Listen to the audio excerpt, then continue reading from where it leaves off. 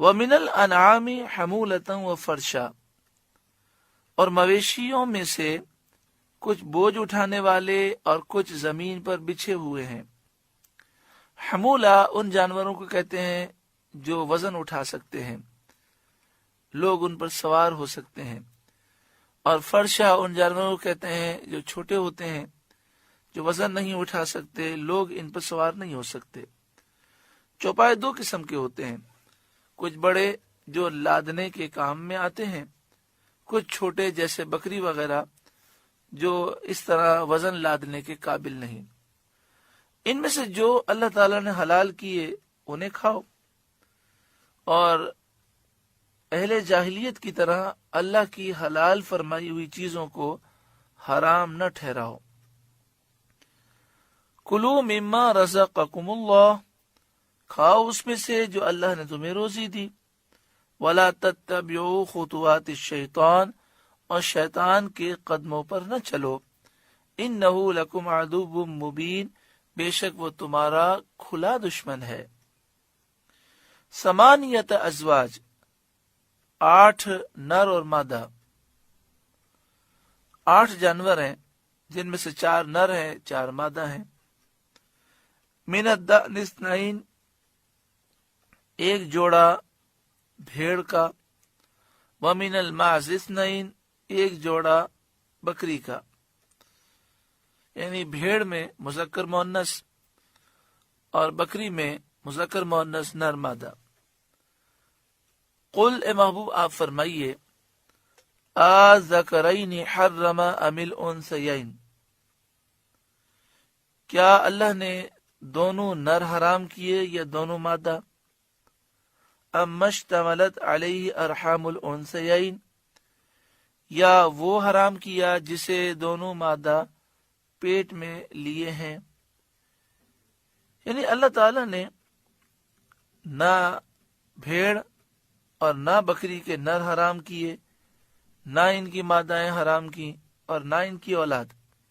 ان میں سے تمہارا یہ فعل کہ کبھی نر حرام ٹھہراؤ، کبھی مادہ کو حرام کہو، کبھی ان کے بچے حرام کہو، یہ سب تمہارا اختراع ہے اور جھوٹ ہے، اور نفس کی خواہشات کا اتباع ہے۔ کوئی حلال چیز کسی کے حرام کرنے سے حرام نہیں ہوتی۔ نبئونی بعلم ان کنتم صادقین، کسی علم سے بتاؤ اگر تم سچے ہو تو دلیل دو۔ ومن الابل اثنین، اور ایک جوڑا اونٹ کا، نر و مادہ۔ ومن البقر اثنین، اور ایک جوڑا گائے کا، نر و مادہ۔ قل آذکرین حرم ام الانثیین، اے محبوب آپ فرمائیے، کیا اس نے دونوں نر حرام کیے یا دونوں مادہ؟ ام اشتملت علیہ ارحام الانثیین، یا وہ جسے دونوں مادہ پیٹ میں لیے ہیں۔ اس آیت میں اہل جاہلیت کی بے وقوفی کو ظاہر کیا گیا اور ان کو توبیخ کی گئی جو اپنی طرف سے حلال چیزوں کو حرام ٹھہرا لیا کرتے تھے، جن کا ذکر آیات میں آ چکا ہے۔ جب اسلام میں احکام کا بیان ہوا تو انہوں نے نبی اکرم صلی اللہ علیہ وآلہ وسلم سے جھگڑا کیا اور کہنے لگے کہ آپ ہر چیز میں ہماری مخالفت کرتے ہیں، ہم فلاں جانور کو حرام سمجھتے ہیں، مثلا اگر اونٹنی اتنے بچے دے دے اور آخر میں اگر نر ہو تو ہم اس اونٹنی کو حرام سمجھتے ہیں، فلاں بکری جو اتنے بچے دے دے وہ حرام ہو جاتی ہے، اور آپ ان سب کو حلال کہتے ہیں۔ ان کا خطیب سے مراد یہ ہے کہ بڑا فصیح و بلیغ، اور جب یہ کلام کرتا تھا تو لوگ چپ ہو جاتے تھے۔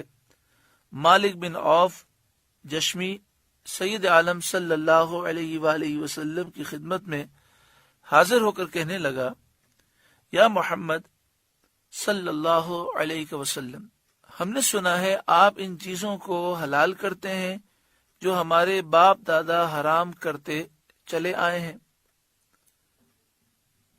حضور صلی اللہ علیہ وآلہ وسلم نے فرمایا، تم نے بغیر کسی اصل کے چند قسمیں چوپائیوں کی حرام کر لیں، اور اللہ تعالیٰ نے 8 نر و مادہ اپنے بندوں کے کھانے اور ان کے نفع اٹھانے کے لیے پیدا کیے، تم نے کہاں سے انہیں حرام کیا؟ ان میں حرمت نر کی طرف سے آئی یا مادہ کی طرف سے؟ یعنی حرام نر ہیں یا حرام مادہ ہیں، یا جو ان کی اولاد ہے وہ حرام ہے؟ مالک بن عوف یہ سن کر خاموش ہو گیا اور حیران رہ گیا اور کچھ بول نہ سکا۔ نبی کریم صلی اللہ علیہ وآلہ وسلم نے فرمایا، بولتا کیوں نہیں؟ تو کہنے لگا، آپ فرمائیے، میں سنوں گا۔ سبحان اللہ، سید عالم صلی اللہ علیہ وآلہ وسلم کے کلام کی قوت اور زور نے اہل جاہلیت کے خطیب کو خاموش اور حیران کر دیا۔ خطیب اس زمانے میں اسے کہا جاتا تھا کہ جو فی البدیہہ اشعار کہے، فصیح و بلیغ ہو، جس کے سامنے کوئی بول نہ سکے۔ تو وہ حیران ہو گیا، اور وہ بول ہی کیا سکتا تھا؟ اگر کہتا کہ نر کی طرف سے حرمت آئی تو لازم ہوتا کہ تمام نر حرام ہو، لیکن کافر تو کسی کو حرام کہتے، کسی کو حلال کہتے، سارے اونٹوں کو تو حرام نہیں کہتے۔ اگر کہتا حرمت مادہ کی طرف سے ہے تو ضروری ہوتا کہ ہر ایک مادہ حرام ہو، حالانکہ یہ ہر مادہ کو حرام نہیں کہتے۔ اور اگر کہتا جو پیٹ میں ہے وہ حرام ہے تو پھر سبھی حرام ہو جاتے، کیونکہ جو پیٹ میں رہتا ہے وہ نر ہوتا ہے یا مادہ ہوتا ہے۔ وہ جو تخصیص قائم کرتے تھے اور بعض کو حلال بعض کو حرام قرار دیتے تھے، اس حجت نے اور دلیل نے ان کے دعوے کو باطل کر دیا۔